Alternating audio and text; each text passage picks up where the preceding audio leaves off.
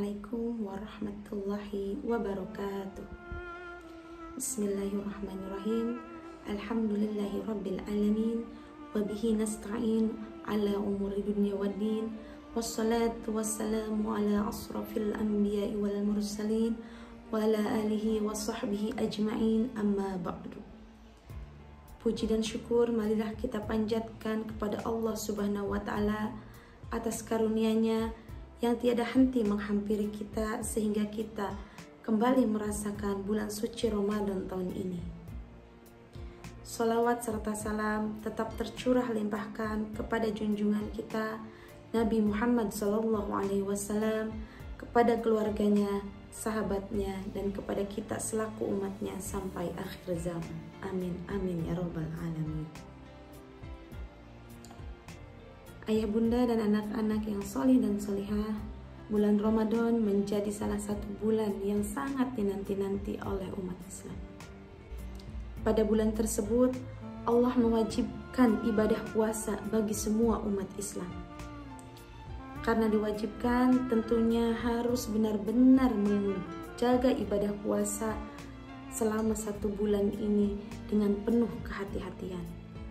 Mulai dari menghindari setiap hal-hal yang membatalkan puasa, hal yang bisa menghilangkan pahalanya, dan hal yang lainnya yang bisa mempengaruhi kesempurnaannya.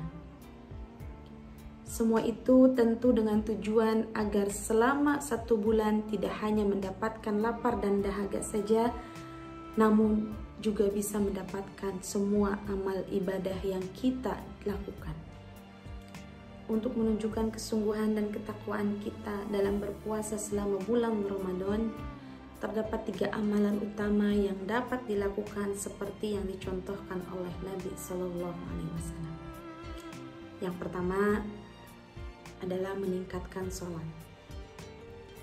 Meningkatkan sholat berarti yang awalnya hanya sekedar mengerjakan yang fardu, maka kini ditambah dengan sholat sunnahnya. Sholat sunnah merupakan sholat yang dikerjakan di luar sholat fardu. Salah satunya adalah sholat sunnah rawatib yang dikerjakan sebelum maupun sesudah sholat fardu. Selain sholat sunnah rawatib, ada juga sholat sunnah yang hanya dikerjakan pada bulan Ramadan, yaitu adalah sholat sunnah tarawih. Selain sholat sunnah tarawih, ada sholat sunnah duha, sholat tahajud, dan sholat sunnah lainnya.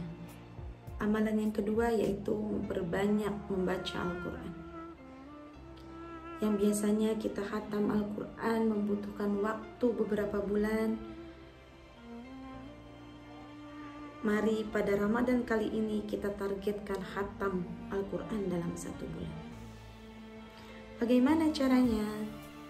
Strategi yang dapat dilakukan yaitu agar lebih mudah menghatamkan Al-Quran adalah dengan membaginya ke dalam 30 hari. 30 juz dibagi dengan 30 hari berarti dalam 1 hari kita membaca Al-Quran 1 juz.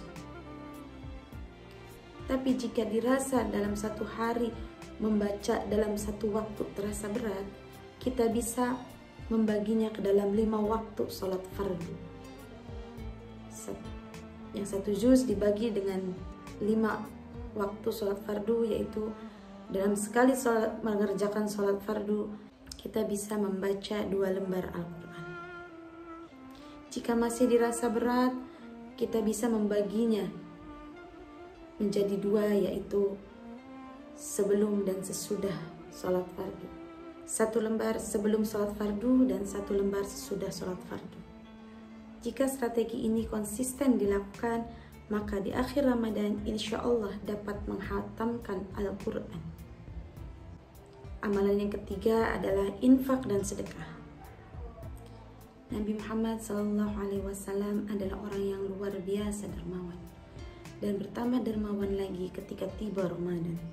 Maka dari itu, tingkatkanlah rasa kedermawanan kita yang biasanya sedekah seminggu sekali, ditingkatkan menjadi setiap hari, yang biasanya 1 ditambah menjadi 2.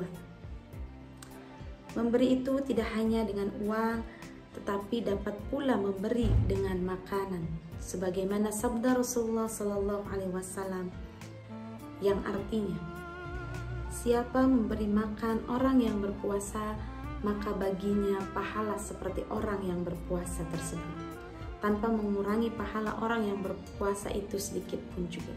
Hadis riwayat Tirmizi. Ayah, bunda, dan anak yang soleh dan solehah, selain ketiga amalan itu, untuk meningkatkan rasa syukur kita bertemu dengan bulan Ramadan ini, kita dapat memperbanyak amalan lainnya. Di antaranya memperbanyak sholawat Nabi, menghidupkan malam Lailatul Qadar, memperbanyak istighfar dan itikaf di masjid. Jangan sampai kita menjadi orang yang merugi, yang hanya menahan dahaga saja tanpa mendapatkan keistimewaan bulan Ramadan tahun ini. Demikianlah tausiah yang dapat saya sampaikan. Semoga dapat bermanfaat untuk kita semua. Jika ada yang baik hanya datang dari Allah, dan jika ada yang buruk itu datang dari diri saya pribadi. Mohon maaf atas kehilapan tutur kata dan perbuatan. Semoga Allah membimbing kita semua ke jalan yang benar. Terima kasih. Wassalamualaikum warahmatullahi wabarakatuh.